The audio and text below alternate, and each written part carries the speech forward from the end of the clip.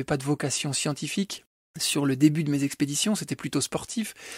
Et en fait, à partir du moment où je me suis rendu compte que le sportif pouvait être marié à la science par le biais de cette exploration finalement, et que l'exploration me permettait de faire et du sport d'un côté et des découvertes utiles de l'autre, et de se dire maintenant que dans plein de régions du monde il y a encore cette possibilité-là, je trouve que c'est rassurant. En tout cas moi c'est quelque chose qui me maintient avec un certain espoir et une certaine forme de positivité, si on peut le dire comme ça.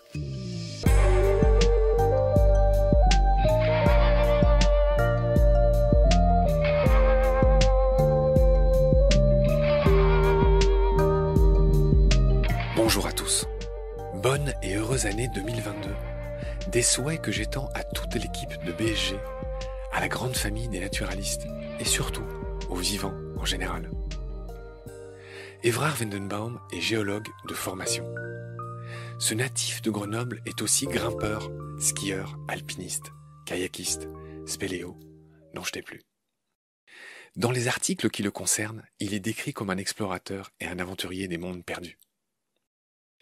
Évrard découvre justement un de ces mondes perdus, le Macaï, à Madagascar en 2007 pour la première fois. Vu du dessus, ce Macaï est un étrange massif rocheux, très difficilement accessible, qui ressemble aux circonvolutions d'un cerveau humain. Et dans chaque sillon, il y a un canyon débordant de vie. En 2017, Évrard retourne dans le Macaï pour y mener une expédition d'une centaine de personnes, dont une quarantaine de scientifiques, mais aussi des sportifs et des journalistes. Bilan, 2000 espèces collectées et étudiées, dont 80 totalement inconnues. S'ensuivent un documentaire sur Arte, des expositions et des conférences. Dans ce dernier épisode, et après beaucoup d'épisodes sur la faune, Évrard nous parle de la flore de Madagascar, dont le célèbre baobab. Sur les 8 espèces de baobab dans le monde, 6 sont endémiques de Madagascar, une d'Afrique et la dernière d'Australie. Les baobabs sont en général des arbres caducs, c'est-à-dire qu'ils restent sans feuilles une bonne partie de l'année. Ce qui explique un de ces surnoms d'arbre à l'envers, car il paraît avoir été retourné la tête en bas. Les baobabs ont beaucoup de surnoms. Arbre bouteille, arbre à palabres. À Madagascar, on le surnomme Renala, ce qui signifie la mère de la forêt. Ces arbres sont sacrés dans les pays où ils poussent. Les baobabs sont connus pour stocker de très grandes quantités d'eau dans leur tronc, qui prend donc souvent une allure de bouteille. Un baobab peut contenir plus de 100 000 litres d'eau. Les éléphants le savent bien, et ils sont capables de percer leur écorce avec leur défense pour boire cette eau providentielle en saison sèche. Le bois des baobabs, spongieux et friable, n'a quasiment aucune utilité, ce qui a permis à de nombreux spécimens de traverser les siècles sans être trop inquiétés par l'exploitation humaine. Les fruits, qu'on appelle pain de singe ou akoussa, et parfois les feuilles, peuvent être consommés.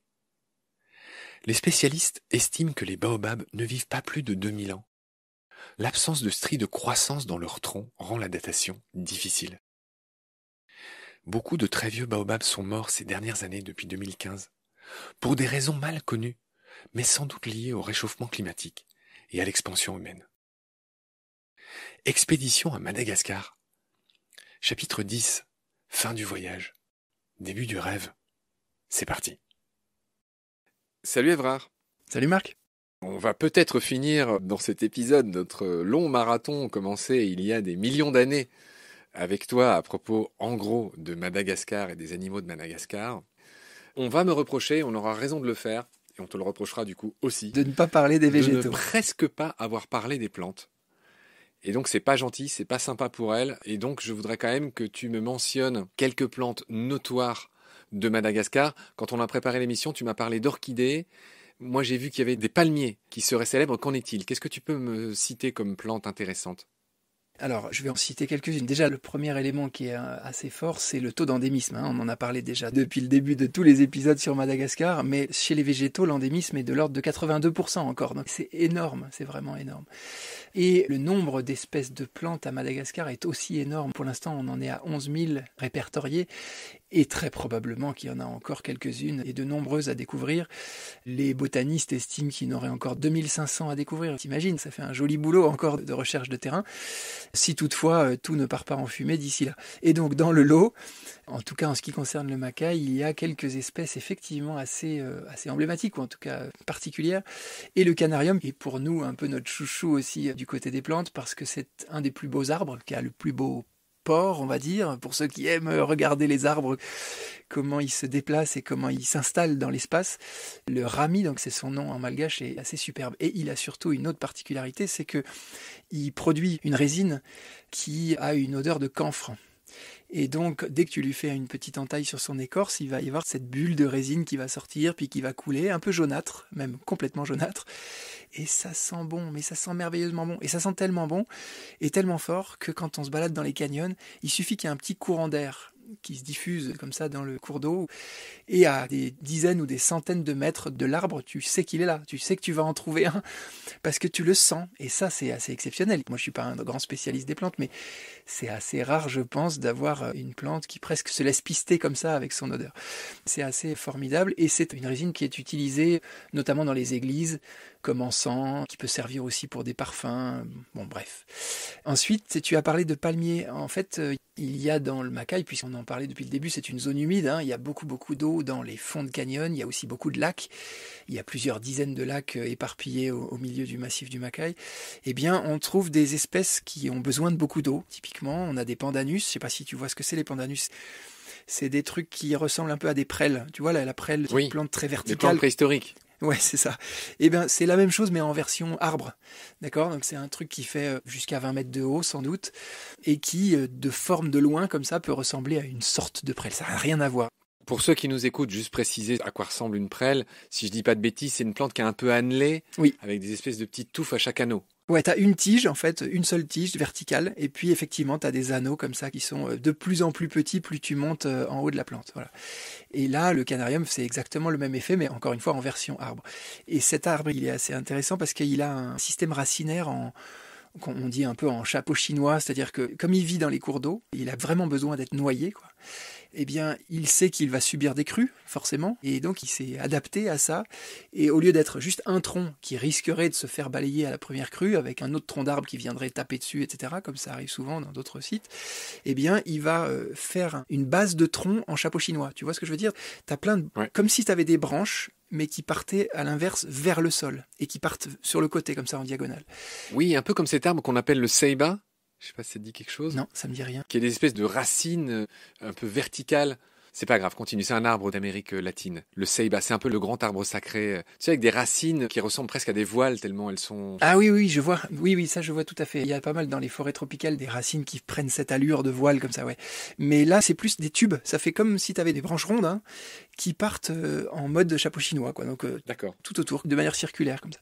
Oui, une sorte d'effet mangrove. Oui, exactement. En train de voilà, décrire. c'est ça, tout à fait. Et donc ça lui permet de résister à des courants très forts, et ça lui permet aussi sans doute de capter un petit peu mieux les nutriments dont il a besoin, voilà, pour survivre.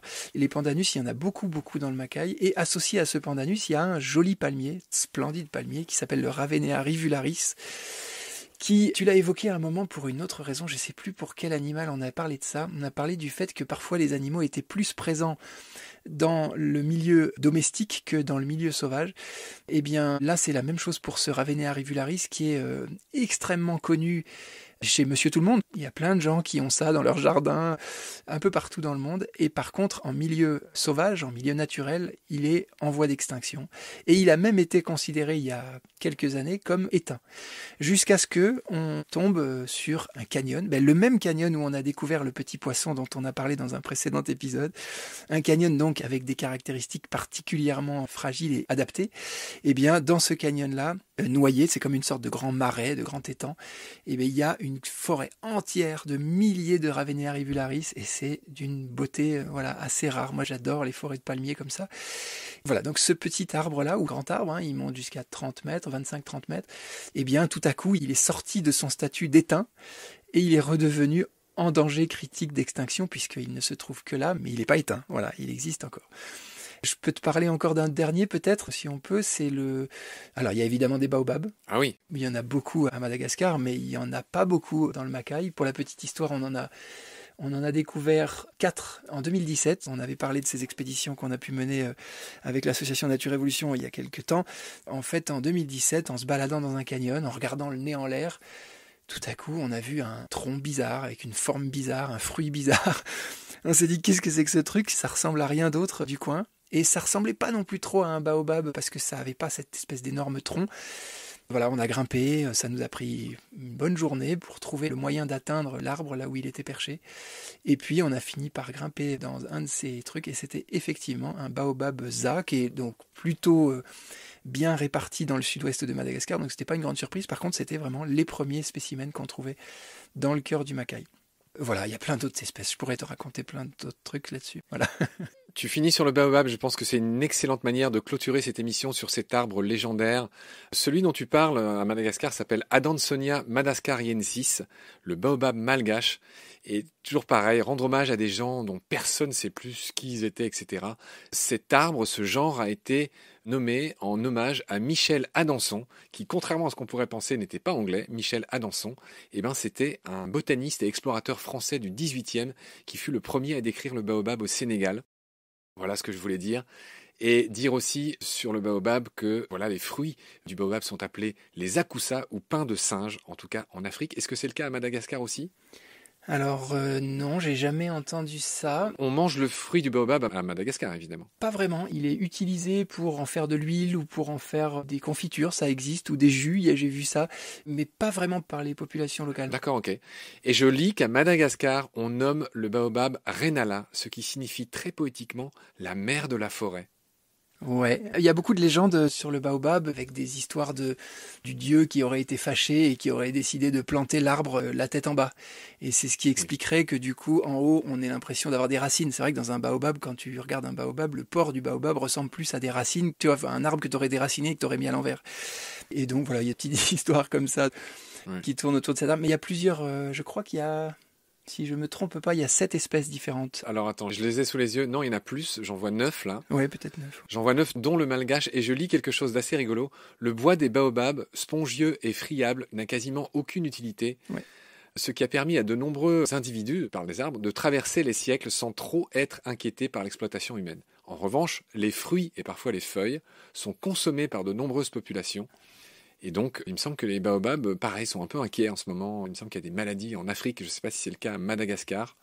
Ouais, disons, j'allais y venir justement effectivement à cette notion d'inutilité ou de matière non exploitable. C'est très clairement ce qui les a sauvés jusqu'à présent. Enfin, et encore sauvés, malheureusement, si tu vas sur la fameuse forêt des baobabs ou l'allée des baobabs, là, qui est du côté de Morundave, au centre-ouest de Madagascar. C'est affligeant. Voilà, il faut pas qu'on termine sur une note négative, mais c'est vrai que quand on se pointe, pour quelqu'un qui est amoureux des écosystèmes, en tous les cas, le fait de se promener dans les différentes zones de Madagascar est toujours un crève-cœur. Il faut vraiment avoir le moral pour se dire que tout ça ne va pas disparaître définitivement. Il y a beaucoup de gens qui se battent, beaucoup d'associations qui se battent, comme la nôtre, pour essayer de protéger des morceaux de ce qu'est cette biodiversité exceptionnelle de Madagascar, mais c'est un combat qui est presque, je vais pas dire perdu d'avance, mais c'est un peu David contre Goliath, quoi. C'est-à-dire qu'il y a une telle pression anthropique que les efforts qui sont faits pour essayer de protéger tout ça sont finalement assez minimes. Enfin, j'ai du mal parfois. Pourtant, on met toute notre énergie. Je peux te dire qu'au sein de Nature Évolution, on se bat comme toutes les autres ONG pour ça. Mais il y a par moments des petits moments d'abattement parce que tu te dis, mais comment lutter contre ces feux? Comment lutter contre ces compagnies minières? Contre l'envie d'avoir du charbon, parce que la principale et la nécessité pour les gens, c'est de se chauffer, notamment sur les hauts plateaux, parce qu'on est très haut, pratiquement la moitié de Madagascar est au-dessus de 1000 mètres. Donc les gens, ils ont besoin de se chauffer. Pour se chauffer, il leur faut du charbon, parce qu'il n'y a rien d'autre aujourd'hui que le charbon. Et pour faire du charbon, il faut cramer des arbres. Et donc, c'est triste à dire, mais on voit pas trop d'issue pour le moment. Et je saurais pas dire si on va y arriver. En tout cas, il faut jamais perdre espoir. Il faut toujours continuer à se battre et à trouver des solutions. Mais oui, Évrard. En tout cas, on a entendu ton message. On va bien le méditer et tous se remuer un peu pour voir ce que chacun peut faire à sa petite échelle. Ouais. Essayons quand même de finir sur une micro-note positive, cher Évrard, parce que c'est un peu la fin de notre grand marathon d'épisodes. Ouais. Et je voudrais, tu l'as deviné, qu'on finisse sur une note positive.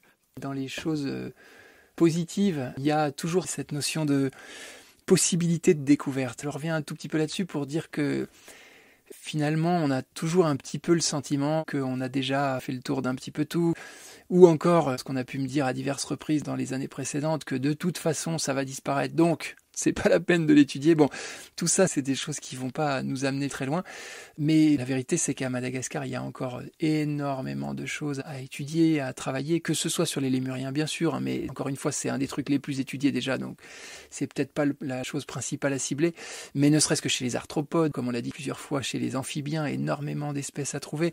On parlait tout à l'heure des peintures rupestres, il y a sans doute encore plein de vestiges archéologiques à débusquer.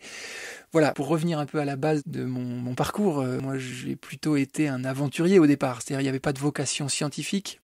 Sur le début de mes expéditions, c'était plutôt sportif. Et en fait, à partir du moment où je me suis rendu compte que le sportif pouvait être marié à la science par le biais de cette exploration finalement, et que l'exploration me permettait de faire et du sport d'un côté et des découvertes utiles de l'autre, et de se dire maintenant que dans plein de régions du monde il y a encore cette possibilité-là, je trouve que c'est rassurant. En tout cas moi c'est quelque chose qui me maintient avec un certain espoir et une certaine forme de positivité, si on peut le dire comme ça. Voilà. Et ce que j'aime beaucoup aussi, c'est que dans toutes les expéditions qu'on a pu faire, toutes les rencontres qu'on a pu faire, que ce soit avec des scientifiques malgaches ou des scientifiques étrangers, il y a une énergie et une volonté dans le milieu scientifique, et je pense notamment à ceux qui sont installés à Madagascar, et je pense notamment à une personne à qui moi je veux rendre hommage. Tu as rendu hommage à Madame Berthe. Moi, je vais rendre hommage au ponte de la biodiversité de Madagascar qui, pour le coup, si tu devais faire des épisodes avec lui, je pense que tu aurais toute ta saison qui serait prise juste avec lui. Il s'appelle Steve Goodman. Il est chercheur au Smithsonian donc de Chicago, je crois, si je me trompe pas. Il a ses bureaux à Tana. Et ce gars-là, il a pondu je ne sais combien de publications, il connaît tout sur le bout des doigts, de la faune, de la flore, de absolument tout.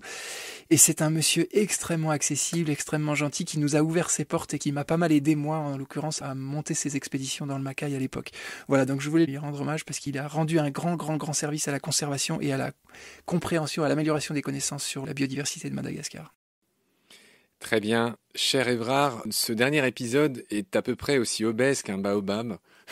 J'aime sa forme, j'espère que les auditeuristes l'aimeront aussi. Il est riche, donc j'espère qu'il vous plaira à tous. Toi, je te remercie particulièrement de ta grande gentillesse, de ton partage, de ta patience. On a fait un vrai marathon là pour enregistrer ces épisodes, donc je te remercie d'avoir pris le temps, toi qui es si occupé. C'était un grand plaisir. On rappelle aux auditeuristes que nous sommes le 28 janvier 2021, dans les affres du Covid toujours. Donc je profite entre guillemets du fait que tu sois cloué à la maison, mais j'espère que très vite tu pourras reprendre tes voyages, c'est le mieux que je puisse te souhaiter.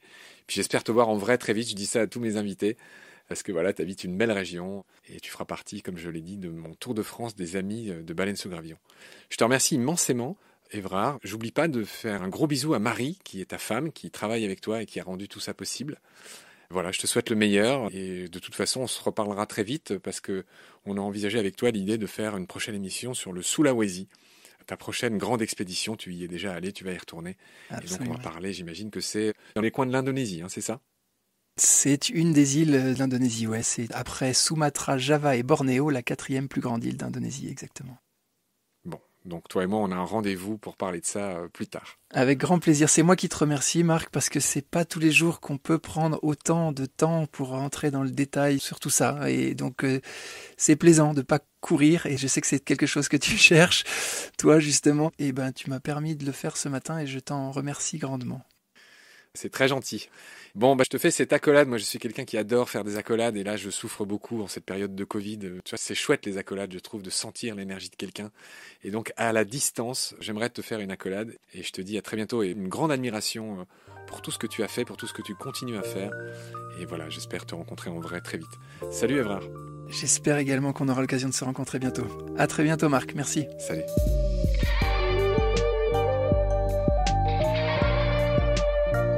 C'est la fin de cet épisode, merci de l'avoir suivi. Baleine sous Gravillon est un média indépendant et natif, c'est-à-dire non soutenu par un grand groupe ou une production. Nous sommes une douzaine de bénévoles, dont 3 qui travaillent à beaucoup plus que plein temps.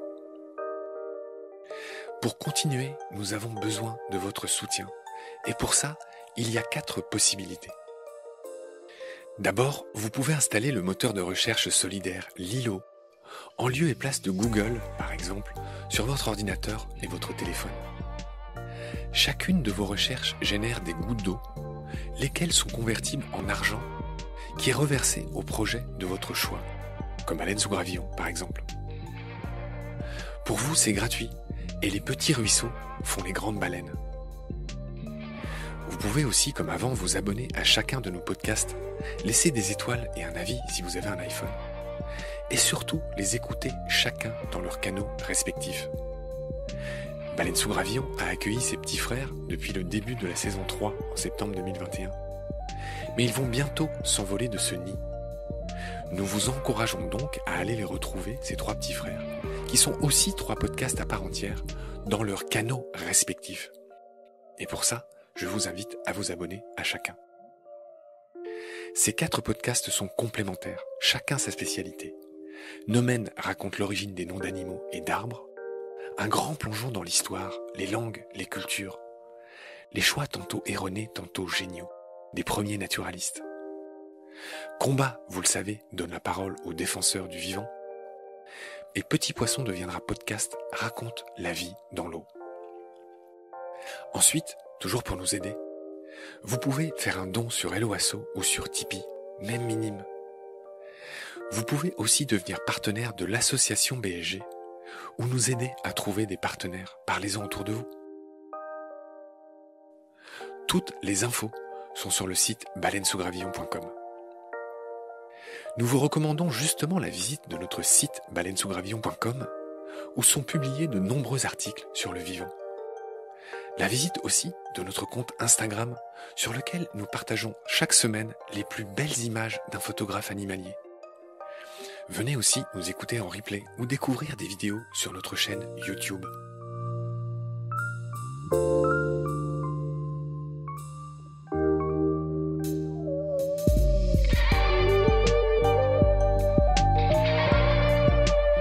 Je remercie tous mes équipiers pour leur aide précieuse.